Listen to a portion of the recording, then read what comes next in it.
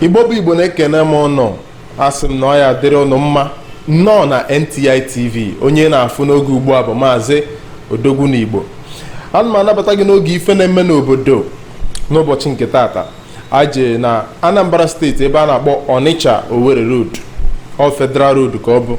Wee na-afụ na ndị mmadụ na-ebu mmiri iso fa kpofusi ahịfịa n'ime gota. Mmiri ahụ bịazi o bukọrọ ahịfịa a niile, o bupụta ya na main road, wee were ya sachisi ebe niile.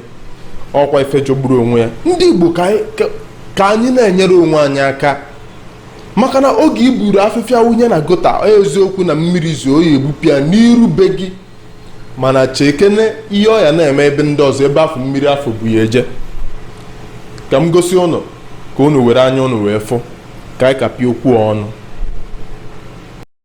Igbo be anyị, ka anyị kwụsị ikpofu ahịhịa n'ime gota. Ụfọdụ na-abụ mmiri zoo ha buru ahịhịa wee kponye n'ime gota, wee chefuo na ọ na-ebutekwa nsogbu n'ebe dị aṅaa. Nke a bụ Onitsha Owerri Road. Ahịhịa niile a na-ekpokọnata n'ime gota, ma n'ugwu agba ma na awada, bụ ya ka mmiri na-ebupụtasị n'ebe a ị na-afụ ugbu a.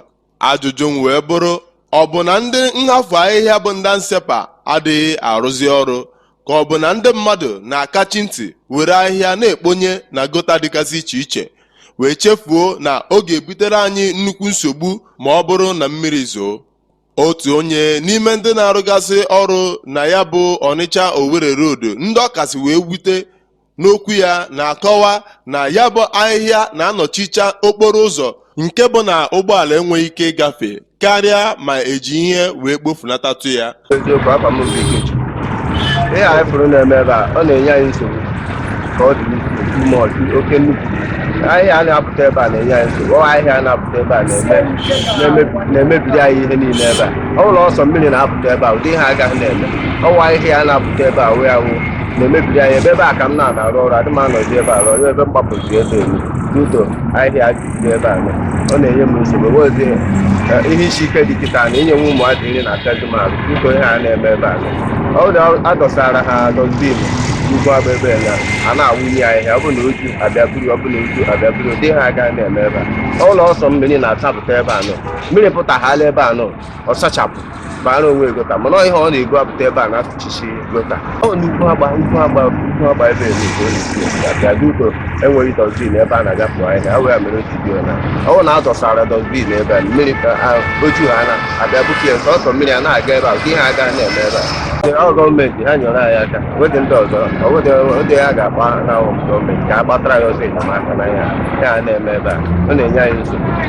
Nya bụ ihe a dụrụ anyị mma, o karịrị akarị. Ọ na-eji stọpụ a na-ebi stọpụ dị na-aga n'iro. Ọ na-abụ nnukwu mmiri azụ, o mechia wọlen, ọ bụ sọsọ wọlen ka a na-aga, ọ na-akọsịkọsị ma go slow. Ya bụ ihe o karịrị akarị ka gọọmenti gbatara anyị ọsọ, na ọ bụrụ ọzọ ndụ ka anyị dị ebe a. Ọ pụta dịkwazị ọ na-asepụ isisi nke anyị mmadụ na-ekute n'ime ebe a akarịkwazị nke a na-ayaba anyị a na-ekwu na COVID-19. So ka bịa gbatara ọsọ enyemaka, ya bụ ihe karịrị akarị. Ya bụ ihe bụ ọ bụkwa fọt ndị bi ebe a, gosi ebe fọt ndị bi n'ugwu agba ebe a bụ na nwere ebe a na-awụnye ihe ahịhịa. Ọ bụla nwere ebe a na-awụnye ya, oju abịa buru ya. Mana ebe o si ebe fọt gọọmenti bụ a na-akwụ ụgwọ nsepụ ebe a, mana nwere ya na-ebute. Ọ bụrụ na a na-ebute ihe, ọ ka dị so na wee ha wee na-eti mkpu na-akpọku gọọmenti nke obodo a ka ha gbatara ha ọsọ enyemaka. Igbo, ka anyị kwụsị ikponye ahịhịa na gota. Igbo, ka anyị na-enyere onwe anyị aka ka obodo anyị wee dị mma. Onye na-anụ ọnụ ya bụ Maazị Odogwu n'Igbo. Ka emesịanụ. Ọ na-afụgo ka o si wee mee ya bụ ife jọgburu onwe ya, maka na abịa na Owerri Road, ịfụ na mmiri na-ebupụta ahịfịa wee na-ebuchisi ụzọ n'ọzọ. Ndị mmadụ ọ metụta na-eji shovel kọchata ebe moto ya esi wee gaa. Ya bụ ife nwekwa ike ibute ọya. Ya bụ ndị na-anọ okirikiri ebe afọ ahịfịa a na-asọpụtasị, wee na-asị ka anyị nyere n'onwe anyị aka, ndị bi n'ugwu agba na ndị bi na awada, ka anyị nyere n'onwe anyị aka si ekponyeziri ahịfịa na gota. Eche m na asị na ọ bụrụ na ndị nsepa bịa ha buru ahịfịa, ọ bụrụ na ya na-enwe ihe a na-akpọ trash can n'iru be anyị dị iche iche, apụta na-etinye ife n'ime ya ndị nsepa nwekwa ike na-abịa n'oge ọ bụrụ nke ọ ya bụ anyị atụfugide ahịfịa juzie na-awụfu tupu ndị nsepa bịa mba ekwesịrị every week ọ bụrụ na weekend fabia na-ebupụ ya bụ ahịfịa maka ndị mmadụ na-akwụ ụgwọ nsepa ọ na-adịrị akwụ ụnụ na-akwụ ụgwọ nsepa anyị na-ayọkwa gọọmenti biko ndị nsepa ka enebasịara fa anya ka a mara na ha na-arụ ọrụ fa ka o doo anya na ha na-arụ ọrụ fa maka onye ndị nsepa na-abịa eburu deti I don't see the reason why o eji wee bịa buru ahịfịa wee na gota mere mmiri ji ebupụtasị ya n'Owerri road biko nọ idozi obodo ọ ga-ebidokwa n'isi anyị niile ofu ihe ebu uche kweta na obodo ya dị mma na ihe edozi obodo o wee fere onye ọzọ bifo ịma ife na-eme n'obodo wee dị mma ka anyị nwee ike dozie n'ala Igbo ebe a bụkwanụ nke anyị nke a bụ nke anyị mebie ya anyị mebiri nke anyị dozie ya anyị dozikwere nke anyị ịghọtago biko daalụnụ onye na-afụ kịta bụ Maazị Odogunigbo ka ọ mara ụnụ mma ozugbo ngwa ka emesịa mma afụkwa ụnụ n'oge ọzọ.